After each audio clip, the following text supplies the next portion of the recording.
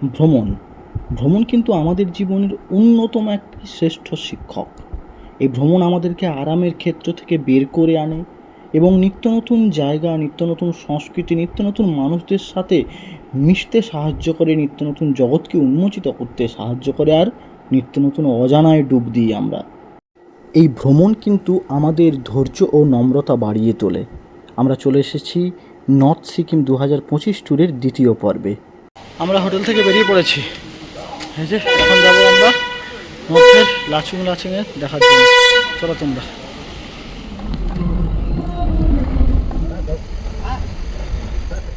আমরা সবাই এটা জানি, যখন আমরা কোথাও যাই সেইখানে যদি রাস্তার ধারে কোনো জায়গা ভালো লেগে যায় আমরা কিন্তু চট করে নেমে পড়ি, কারণ ফটোশ্যুট করার জন্য। আমরা সবাই কিন্তু টুকটাক ফটোশ্যুট করতে খুব ভালোবাসি। এই ব্রিজটা ক্রস করার সময় জায়গাটা আমাদের চোখে লেগে গেছিলো খুব, তাই আমরা সবাই নেমে পড়েছি, নেমে একটু ফটোশ্যুট করবো বলে। কারণ জায়গাটা দেখো, তোমাদেরকে দেখাচ্ছি ফটোর মাধ্যমে, দারুণ জায়গা। একেবারে ব্রিজ, আর ব্রিজের কোণ দিয়ে দুদিকে পাহাড় দেখা যাচ্ছে, মাঝখানে এই নদীটা এত সুন্দর লাগছে। এই হলো না প্রকৃতি পাহাড়ের।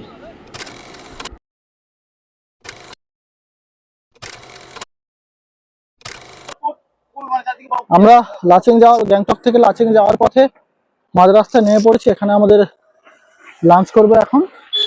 লাঞ্চ করে তারপরে বাকি রাস্তার উদ্দেশ্যে আমরা রওনা দেবো। চলো। এই যে এখানে লাইন দিয়ে সবাই খাবার নিচ্ছে। বাবা, এখানে দেখছি সবাই লাইন দিয়ে খাবার নিচ্ছে।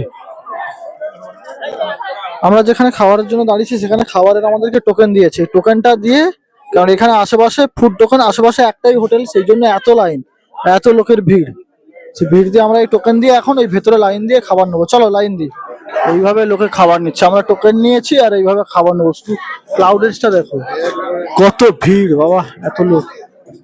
আমরা খেয়ে দিয়ে বেরিয়ে পড়েছি। তবে খাওয়াটা এখানে এরকম যুদ্ধ, আলটিমেট যুদ্ধ করলাম। খাওয়া নয়, যুদ্ধ। মানে বিশাল লম্বা লাইন দিয়ে খেতে হয়েছে আমাদেরকে। আর এখান থেকে খেয়ে দিয়ে, এখানে আশেপাশে একটাই আছে বাঙালি হোটেল, বা যেহেতু আমরা প্যাকেজে করেছিলাম পয়সা দিতে হয়নি, টোকেন নিয়ে লাইন দিয়ে খেয়ে নিয়েছি। এবার আবার গাড়ি ধরে প্যাকে যাবো। চলো।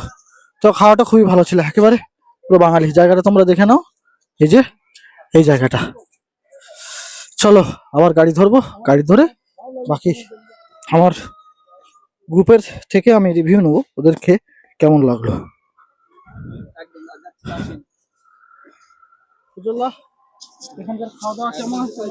খাওয়া দাওয়া ঠিকঠাক আছে, কোনো সমস্যা নেই, হালকা খাবার আছে।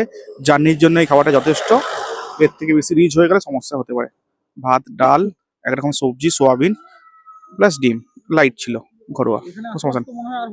আর আশেপাশে কোথাও নেই, আর কোথাও নেই। এটাই রাস্তার মধ্যে এটাই পড়ছে। এখানে সব টুরিস্টরা যত আছে সব খাওয়া দাওয়া এখানেই করছে। লাচেনের উদ্দেশ্যে যাবো।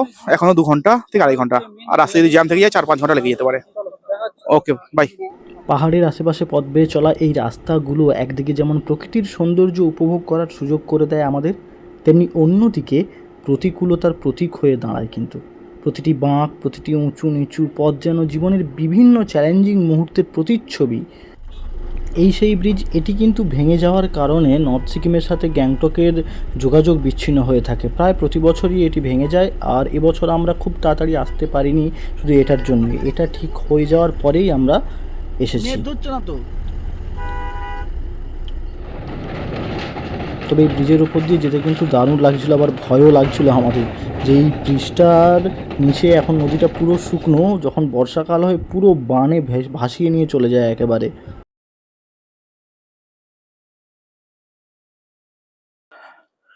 আমরা দীর্ঘ সারা দিনের জার্নি করে এখন সবে পৌঁছলাম লাচেনে।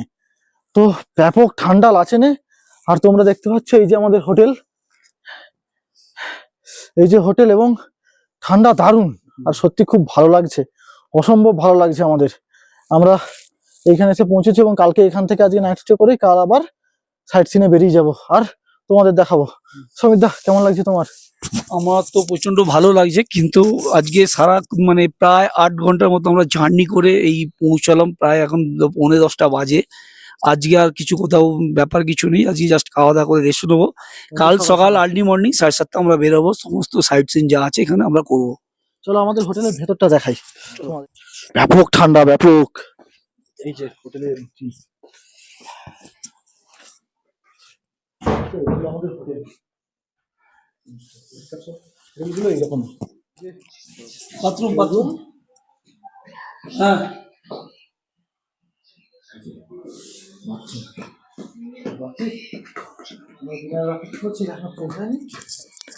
ডিনার করে এসে একেবারে ফ্রেশ হবো। একই প্রত্যেকটা রুমে ডবল বেড। আচ্ছা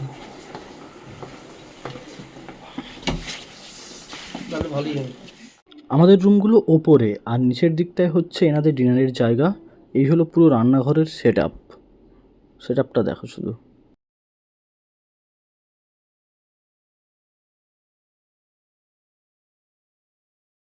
এই যে বাচ্চাটা আমাদেরকে খেতে দিচ্ছে, এর থেকে কিন্তু আমরা অনেক কিছু জানতে পারি। এর বাড়ি শিলিগুড়ি, এখানে কাজে রয়েছে, পড়াশোনা করছে আর এখানে দেখাশোনা করে। যা গেস্ট আসে তাদের খাবার দাবার দেয়। খাবার দাওয়া মোটামুটি ঠিকঠাক ছিল।